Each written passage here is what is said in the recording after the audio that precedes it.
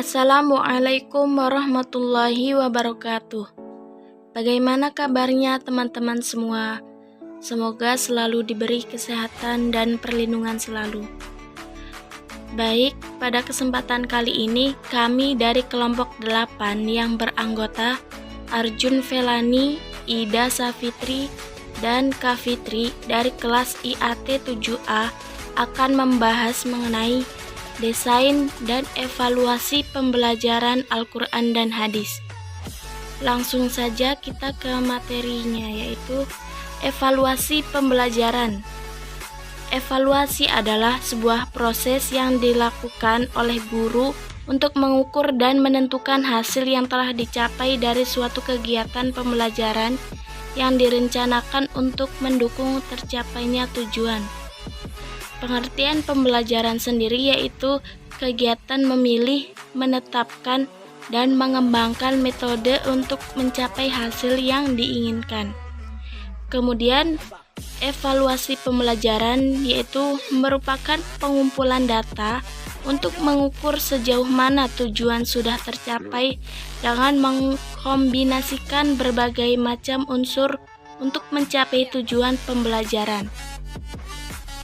Tujuan evaluasi pembelajaran yaitu ada 5. Yang pertama, memberikan umpan balik terhadap proses belajar mengajar dan mengadakan program perbaikan bagi siswa. Yang kedua, menentukan angka kemajuan masing-masing siswa yang dipakai sebagai laporan kepada orang tua. Yang ketiga, memperoleh hambatan yang dialami dalam proses pembelajaran. Yang keempat, menentukan kenaikan tingkat atau status dan lulus tidaknya peserta didik.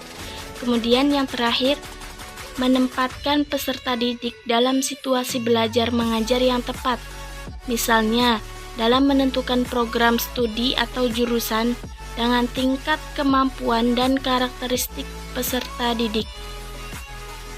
Selanjutnya ada fungsi evaluasi pembelajaran, yaitu untuk mengetahui kemajuan dan perkembangan serta keberhasilan peserta didik setelah mengalami kegiatan belajar mengajar, untuk mengetahui tingkat keberhasilan program pembelajaran, untuk keperluan bimbingan dan konseling, dan untuk keperluan pengembangan perbaikan kurikulum sekolah yang bersangkutan. Bidang-bidang evaluasi pembelajaran yaitu ada 3. Yang pertama, murid. Murid sebagai objek terakhir dalam proses pendidikan. Yang kedua, guru. Guru sebagai pelaksana program pendidikan. Dan yang ketiga, kepala sekolah. Kepala sekolah sebagai administrator dan supervisor. Prinsip evaluasi pembelajaran yaitu komprehensif, kontinuitas, dan objektivitas. Kemudian ada teknik evaluasi pembelajaran. Terbagi menjadi 2, ada teknik tes dan teknik non-tes. Yang teknik tes yaitu tes diagnostik, tes formatif, dan tes sumatif. Kemudian yang teknik non-tes yaitu ada skala bertingkat, kuesioner, wawancara, pengamatan, dan riwayat hidup. Selanjutnya ada prosedur evaluasi pembelajaran, yaitu membuat perencanaan evaluasi seperti perencanaan evaluasi, menyusun kisi-kisi, dan uji coba. Yang kedua, pelaksanaan evaluasi. Yang ketiga, pengolahan data. Yang keempat, penafsiran hasil evaluasi. Dan yang terakhir, laporan. Kemudian kita masuk ke desain pembelajaran. Desain pembelajaran dapat diartikan sebagai proses analisis, penyusunan materi, media, metode, dan penilaian pembelajaran dalam suatu alokasi waktu yang akan dilaksanakan pada masa tertentu untuk memudahkan pencapaian tujuan pembelajaran yang diharapkan. Desain pembelajaran Al-Quran dan Hadis dapat diartikan sebagai upaya merumuskan dan mengembangkan pembelajaran Al-Quran Hadis dan pelaksanaannya termasuk sarana, prosedur, menentukan tujuan pembelajaran, isi pembelajaran, penentuan media, metode, dan strategi, serta teknik pembelajaran yang akan memudahkan terjadinya proses pembelajaran yang lebih efektif antara guru, peserta didik, dan sumber belajar, sehingga tercipta pembelajaran yang berkualitas.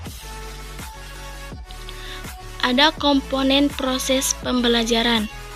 Komponen-komponen desain pembelajaran antara lain yaitu peserta didik, tujuan pembelajaran, pengalaman belajar, sumber-sumber belajar, dan evaluasi pembelajaran.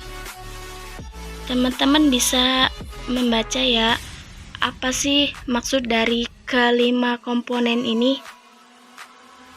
Kemudian, selanjutnya, peranan guru Al-Quran Hadis. Peran guru sangat memengaruhi bagaimana kualitas pembelajaran peserta didik. Semakin baik kompetensi yang dimiliki seorang guru, maka semakin besar peluang untuk meningkatkan kualitas pembelajaran. Gambaran desain pembelajaran Al-Quran Hadis dalam upaya meningkatkan kualitas pembelajaran.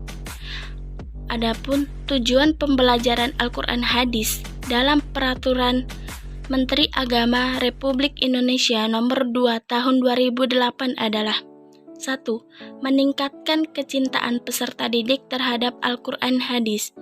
2. Membekali peserta didik tentang dalil-dalil yang terdapat dalam Al-Quran dan Hadis sebagai pedoman yang menyikapi dan menghadapi kehidupan.